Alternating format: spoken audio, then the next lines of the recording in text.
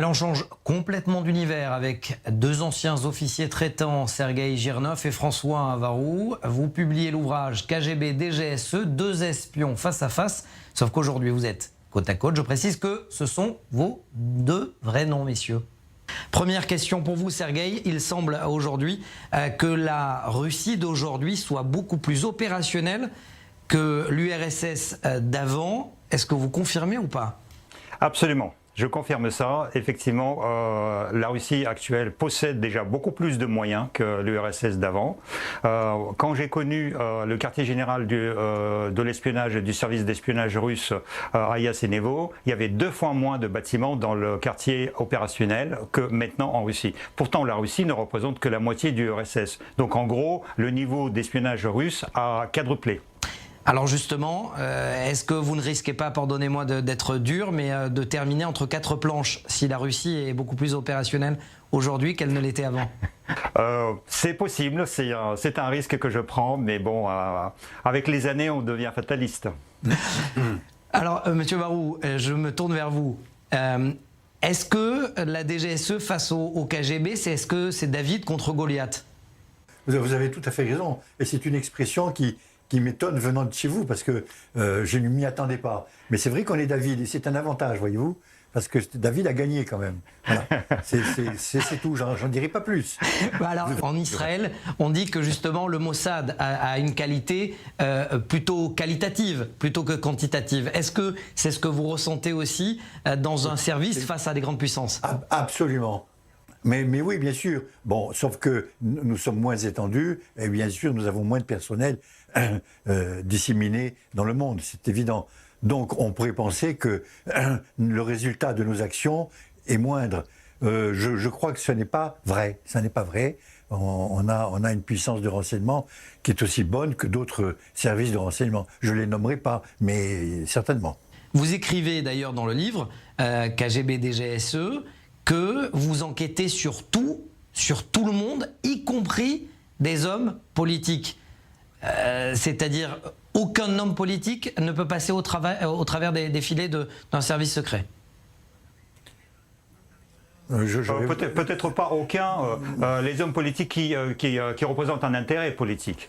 Mais bien évidemment, ceux qui sont en place, ils nous intéressent parce qu'ils possèdent les secrets, parce qu'ils prennent des décisions qui peuvent concerner nos pays respectifs, d'un côté. Mais ceux qui sont dans l'opposition peuvent venir après au pouvoir. Donc quand ils sont dans l'opposition, pour nous c'est un moment de les recruter, de les approcher, tant qu'ils n'ont pas encore des mesures de sécurité qui correspondent à ceux qui sont en place.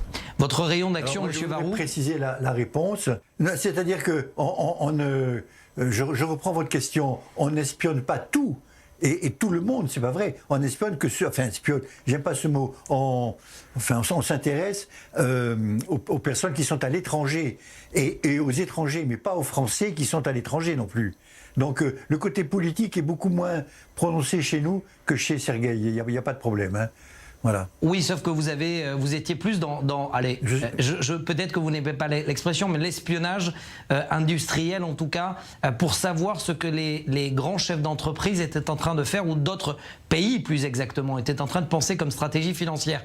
Est-ce que cela veut dire que vous avez tracé des ministres d'économie, des ministres de l'industrie? À l'étranger, vous parlez là, quand vous dites tracer? Sûrement pas.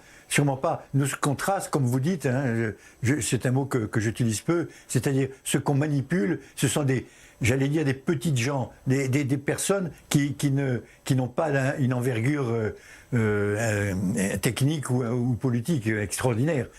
Vous savez, il vaut mieux pour nous manipuler, et c'est un terme, là c'est un terme de professionnel, manipuler une femme de ménage qui fait le ménage dans les bureaux où se trouve le ministre ou l'ingénieur, et ça c'est beaucoup plus facile que d'essayer de manipuler un ministre et un ingénieur ou un directeur de grande entreprise, hein, c'est évident.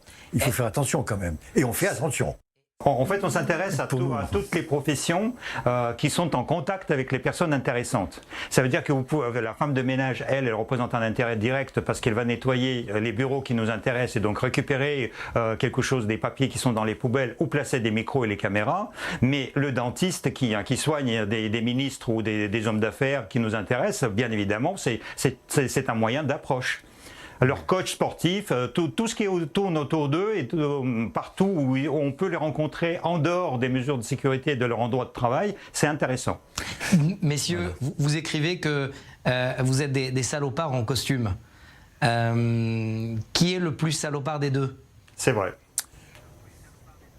Oh, peut-être moi, mais on commence à se connaître de mieux en mieux. Je crois que Sergueï, vous savez, on a reçu la même formation, hein, bien que nos services soient très, très éloignés et puis comment dirais-je, nous étions ennemis il y a quelque temps encore. Non, nous avons la même formation, mais oui, bien sûr que nous sommes salopards en costard, il n'y a pas de souci. Disons que ça s'applique effectivement aux deux services, mais quand j'étais sur le terrain en mission, j'avais un tout petit peu plus de remords que François, parce que j'étais un peu plus contraint d'aller vers le service d'espionnage dans le service, et François a plutôt